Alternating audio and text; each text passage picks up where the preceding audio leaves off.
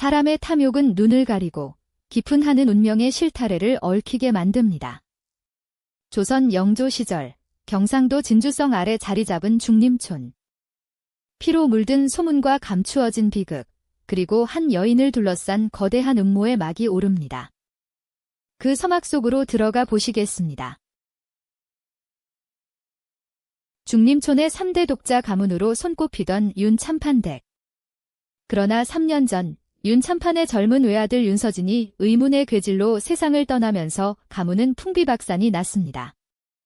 남겨진 것은 병석에 누운 시어머니와 어린 딸, 그리고 억척스럽게 집안을 지키는 어린 과부, 연하뿐이었습니다. 해마다 계속되는 가문과 고을 관아의 혹독한 수탈 속에 시어머니의 병세는 날로 악화되었습니다. 당장 오늘 밤을 넘기기 힘든 위기 속에서 연하는 시어머니의 목숨을 구할 희귀 약재인 천년적삼을 구하기 위해 대나무 숲 깊은 곳에 있는 악귀 골짜기로 향했습니다. 칠흑 같은 어둠 속에서 빗줄기가 여인의 뺨을 때릴 때 대나무 숲 갈림길에서 약초 망태기를 등에 짊어진 한 사내가 모습을 드러냈습니다. 그의 손에는 갓 캐낸 듯한 붉은 뿌리의 약초가 들려 있었습니다. 누구십니까? 이 깊은 밤중에 귀신이라도 나오는 악귀 골짜기에서 오시다니요? 놀라지 마십시오, 부인. 저는 전국 산천을 돌며 희귀 약재를 구하는 약경사내 한무영이라 합니다. 사내의 목소리는 매우 맑았으나 어딘가 짙은 슬픔이 깔려 있었습니다. 사내는 연화의 젖은 옷과 눈물로 범벅이 된 얼굴을 보더니 망설임 없이 손에 쥐고 있던 붉은 약초를 내밀었습니다. 이 뿌리가 바로 찾으시던 천년적삼입니다. 어르신의 숨통을 트이게 하는데 이만한 약재가 없지요. 어서 가져가 다려 드리십시오. 이처럼 귀한 약재를 어찌 아무런 대가도 없이 받겠습니까? 제게는 지금 가진 돈이 없습니다. 약재는 사람을 살릴 때 가치가 있는 법입니다. 대가는 나중에 고을이 평안해지면 받으지요. 약초를 내어주는 사내의 손길을 보는 순간 연하의 심장이 터질 듯 뛰어대기 시작했습니다. 두 번째 손가락 마디를 살짝 굽혀 약재를 감싸쥐는 그 고유한 손짓은 3년 전 원인 모를 괴질로 세상을 떠난 남편 윤서진이 책장을 넘기거나 붓을 잡을 때 하던 습관과 토시 하나 틀리지 않고 똑같았기 때문입니다. 약경님, 혹시 예전에 저희 서방님을 아신 적이 있으십니까? 글만 읽던 선비의 손과 약초를 파는 사내의 손이 닮았을 리 있겠습니까? 착각이십니다, 부인. 몸 조심히 돌아가십시오. 사내는 밤안개 속으로 사라져 버렸습니다. 연화는 약초를 품에 안고 서둘러 집으로 돌아왔으나 그녀를 기다리고 있는 것은 따스한 방안이 아닌 차가운 탐욕의 그림자였습니다. 중림촌에는 연화의 시숙이자 고을의 서원 원장인 백진사가 있었습니다. 겉으로는 선비의 풍모를 지니고 효제 충신을 논했으나 속은 아우의 재산과 가문의 비단 방직 공장을 차지하려는 욕심으로 가득 찬 자였습니다. 재수 씨, 언제까지 저렇게 고집을 부릴 셈이요? 아우가 죽기 전 서원에 기부하기로 문서에 서명한 비단 공장과 밭문서를 내놓으시오. 과부 혼자 몸으로 공장 인출들을 어찌 관리하겠다는 말이요? 아주버님, 이 공장은 서방님이 목숨과 바꿔 지켜낸 윤씨 가문의 뿌리입니다. 서방님께서 돌아가시기 전 공장 문서를 절대로 삼촌이나 타인에게 넘기지 말라 하셨습니다. 죽어도 못 넘깁니다. 재수 씨, 세상 물정을 너무 모르시는구려. 진주 관아의 현감인 이 강영감이 보증을 서는 문서인데 감히 누구 어명이라고 거역하오? 사단이 나기 전에 순순히 인장을 찍으시오. 백진사 곁에 서 있는 강영감은 진주 관아의 형방을 담당하는 관리로 오래전부터 백진사에게 뇌물을 받고 비단 공장의 세금을 감면해주며 뒷돈을 챙겨온 부패한 관리였습니다. 두 사람은 이미 윤참판 가문의 재산을 탕진하고 공장을 매각하기 위해 완벽한 음모를 꾸미고 있었습니다. 이때 연화의 편을 들어주는 사람은 마을 어귀에서 주막을 운영하는 주모 점순이뿐이었습니다. 점순이 역시 일찍이 남편을 잃고 억척스럽게 살아가는 처지였기에 연화의 처지를 누구보다 잘 알고 안타까워했습니다. 연화 어멈, 백진사와 강영감 저 인간들은 마귀보다 더한 자들이야. 그나저나 악기 골짜기에서 만났다던 그 약경 사내가 준 약초를 먹고 시어머니 기침이 뚝 떨어졌다니 참 다행이네. 네, 점순 이모. 그런데 그 약경님의 손짓과 눈빛이 이상하게 자꾸 죽은 서방님을 떠올리게 해서 가슴이 너무 무겁습니다. 며칠 뒤 한무영은 중림촌 어귀에 임시 약방을 열었습니다. 기근과 돌전병으로 신음하던 마을 사람들에게 무료로 침을 놓아주고 약을 다려주는 그의 모습은 마치 살아서 내린 보살과도 같았습니다. 연화 역시 시어머니의 경과를 보이기 위해 약방을 찾았습니다. 한무영은 다른 이들에게는 적은 엽전이라도 받았으나 연화에게만큼은 단 한 잎의 돈도 받지 않았습니다. 연화의 어린 딸이 지나갈 때면 품속에서 주전부리를 꺼내 건네곤 했습니다. 아이의 혈색이 아주 좋습니다. 어르신의 병세도 고비를 넘겼으니 이제 안심하십시오. 약경님의 은혜를 어찌 다 갚아야 할지 모르겠습니다. 저희 집엔 가진 것이 없어 그저 송구할 따름입니다. 은혜라니요. 부인께서 무사하시고 아이가 밝게 웃는 모습을 보는 것만으로도 제게는 더할 나위 없는 기쁨입니다. 마을 사람들 사이에서는 어느덧 작경사내가 과부 연화에게 사모하는 마음을 품고 있다는 소문이 자파하게 퍼졌습니다. 하지만 연화는 죽은 남편에 대한 절개와 가문의 눈총 때문에 스스로 마음의 문을 걸어 잠글 수밖에 없었습니다. 어느 날 밤, 백진사의 협박이 더욱 거세지자 연화는 남편이 남긴 옛 유품 괴짝을 열어보았습니다. 그 안에는 남편이 아끼던 친필 병풍 서책과 혼례 때 나누었던 쌍가락지 그리고 비밀스러운 편지 한 장이 들어있었습니다. 편지에는 이렇게 적혀 있었습니다. 비단 공장 지하 깊은 곳에 가문의 모든 비밀을 담은 인등을 숨겨두었다. 언젠가 나를 대신해 이 등불을 밝혀줄 진정한 인연이 나타날 것이다. 연화는 남편이 말한 인등이 무엇을 의미하는지 알 수 없어 밤새 흐느꼈습니다. 약경님, 정녕 돈이 없어 서방님과 혼례 때 나누었던 이 쌍가락지 중 하나를 보증으로 맡기고 약을 가져가고자 합니다. 연화가 내밀어 놓은 은가락지를 본 한무영의 얼굴이 순간 흑빛으로 변했습니다. 사내의 손끝이 보기 비참할 정도로 격렬하게 떨려왔습니다. 부인. 이 가락지를 어디서 나셨습니까? 이 가락지의 안쪽에 새겨진 문양은 대체 저희 돌아가신 서방님 윤서진과 혼례 때 나누어 낀 가락지입니다. 혹시 이 문양을 아시는지요? 아닙니다. 그저 문양이 지극히 정교하여 순간 마음이 어지러웠을 뿐입니다. 가락지는 거두시고 약은 그냥 가져가십시오. 그날 밤, 한무영은 촛불 아래서 홀로 참았던 눈물을 터뜨렸습니다. 그 가락지는 3년 전 자신이 관아의 밀고자로 오인을 받아 매 맞아 죽어가던 때 자신을 등에 업고 목숨을 구해주었던 진짜 은인 윤서진 선비의 가락지였기 때문입니다. 당시 윤서진 선비는 독살의 음모를 파헤치다가 도리어 독을 뒤집어 쓰고 죽어가는 한무영을 구하기 위해 자신의 목숨을 바쳤던 것입니다. 한무영은 이제야 깨달았습니다. 자신이 연모하게 된 여인이 바로 자신을 위해 목숨을 바친 은인의 아내라는 사실을 말입니다. 하늘이시여. 어찌 이리도 잔인하단 말입니까? 내 목숨을 구하고 대신 죽은 은인의 아내를 내 어찌 가슴에 품는단 말입니까? 이 죄를 어찌 다 씻어야 한단 말입니까?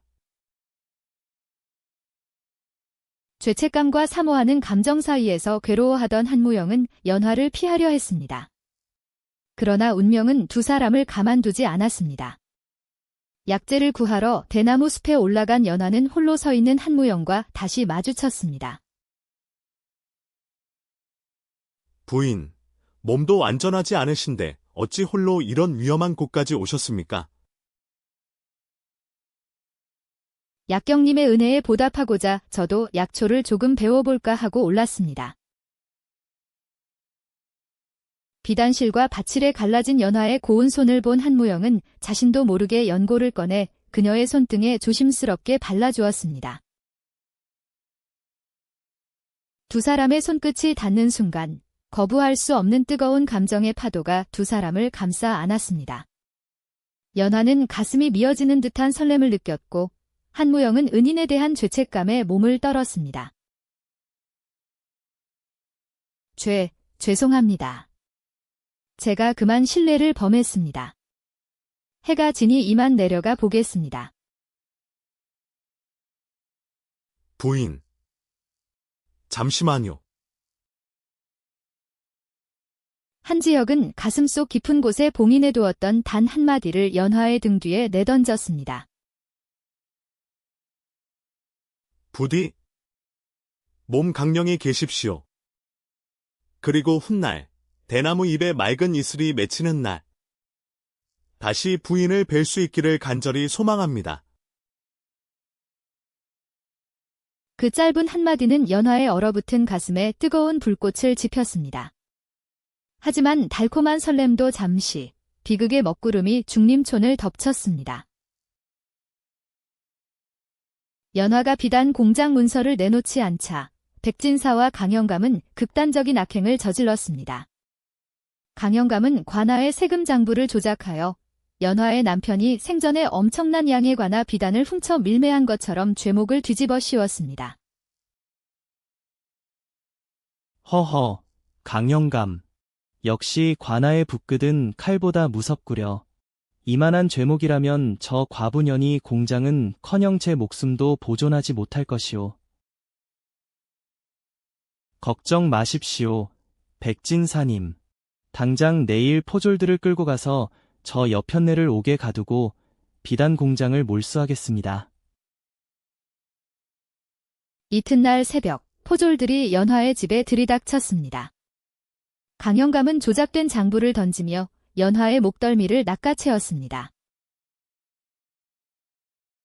나라의 비단을 밀매하여 사리사욕을 채운 대역죄인 윤서진의 처 연하를 당장 포박하여 관아 옥사에 가두어라. 억울합니다. 저희 서방님은 비단을 밀매한 적이 없습니다. 이 장부는 모두 거짓입니다. 그때 산에서 내려오던 한무영이 달려와 포졸들의 앞을 몸으로 막아섰습니다. 당장 그 손을 거두시오. 이 장부는 명백히 조작된 것이오. 내가 그 증인이 되겠소. 굴러먹던 약경 놈이 감히 관아의 일에 참견이냐.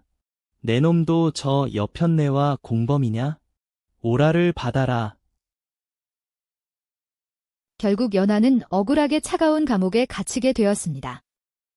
어린 딸과 병든 시어머니는 통곡했고 한무영은 분노로 가슴이 찢어지는 듯 했습니다. 그는 자신의 모든 것을 걸고 연하와 은인의 명예를 구하겠다고 결의했습니다. 한무영은 자신이 모은 모든 약재와 전 재산을 관아의 옥사장에게 바쳤습니다. 그 덕분에 야심한 밤, 차가운 옥창을 사이에 두고 연하를 단 몇 분간 만날 수 있는 기회를 얻었습니다.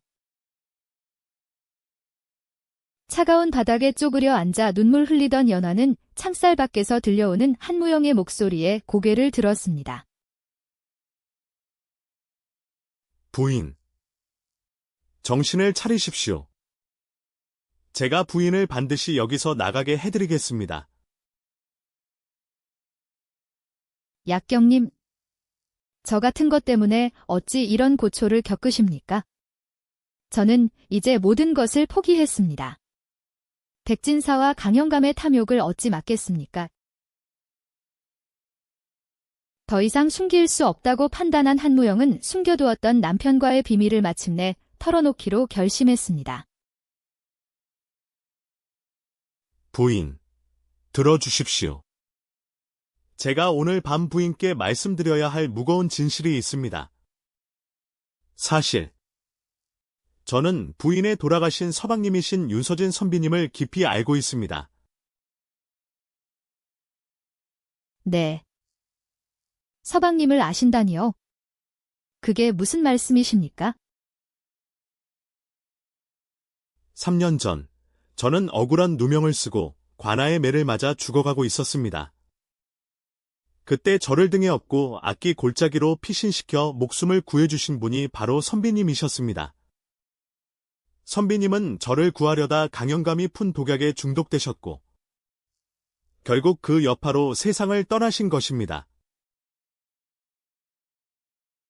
아, 서방님이 당신을 구하려다 돌아가신 것이었습니까? 선비님께서는 숨을 거두시기 전 제게 혼례 가락지를 보여주시며 말씀하셨습니다.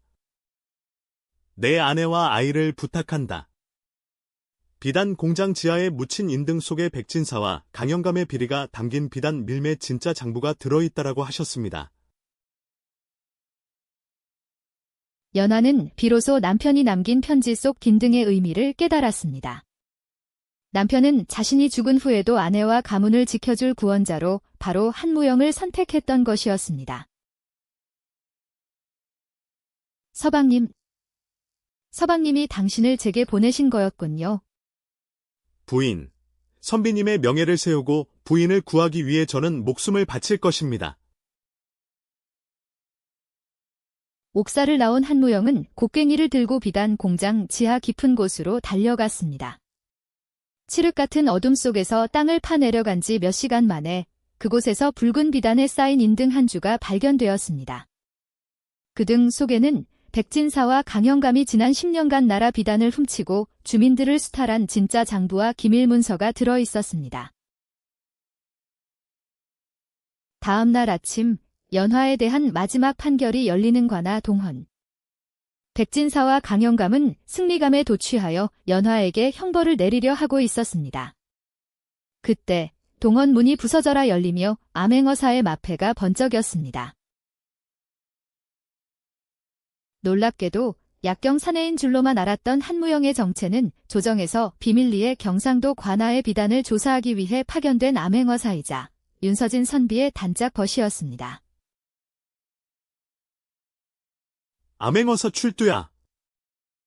죄인 백진사와 강영감은 들으라. 너희의 탐욕과 비리는 이미 천하에 드러났다. 어사대감. 이게 무슨 일입니까? 저자는 그저 저작거리 약경에 불과한 자인데. 내놈들이 위조한 세금 장부와 고 윤서진 선비가 목숨 바쳐 지켜낸 인등 속 진짜 장부가 여기 있다. 감히 나라의 비단을 훔치고 무고한 과부에게 죄를 뒤집어 씌우려 하다니 그 죄를 엄히 물어 처형에 처할 것이다. 백진사와 강영감은 그 자리에서 모든 관직과 재산을 몰수당하고 곤장을 맞은 뒤 변방의 극심한 귀양지로 유배되었습니다. 억울한 누명을 벗은 연하는 감옥에서 풀려났습니다. 모든 음모가 밝혀지고 중림촌에는 다시 평화가 찾아왔습니다. 하지만 한무영은 어사의 신분으로 돌아가 조정으로 복거해야 했습니다. 두 사람은 중림촌 언덕 위 대나무 숲이 내려다 보이는 매화나무 아래서 마지막 인사를 나누었습니다. 바람이 불어와 푸른 대나무 잎과 매화꽃이 피 두 사람의 머리 위로 눈처럼 날렸습니다. 부인, 이제 모든 한을 풀었습니다. 선비님의 명예도 되찾았고 부인과 가족분들도 안전해졌습니다. 저는 이제 한양으로 올라가야 합니다. 어사대감. 아니, 약경님. 저와 제 가족을 구해주신 은혜 평생 잊지 않겠습니다. 대감의 앞날에 축복이 가득하기를 빌겠습니다. 연화 부인. 어사라는 신분도 은인에 대한 부채감도 모두 내려놓고 그저 한 사내로서 묻고 싶습니다. 언젠가 대나무 숲의 푸른 이슬이 다시 맺힐 때 부인의 곁으로 돌아와도 되겠습니까? 대나무 잎이 푸른 날. 언제든 당신을 기다리고 있겠습니다. 부디 몸 건강히 다녀오십시오. 두 사람은 뜨거운 안도와 약속의 품에 안겼습니다. 3년간의 지독한 가뭄과 비극을 견뎌낸 연화의 삶에 마침내 따스한 봄날의 햇살이 비추기 시작했습니다. 깊은 음모 끝에 찾아온 진정한 사랑과 정의의 이야기는 이렇게 중림촌의 전설이 되어 오늘날까지 전해져 내려오고 있습니다.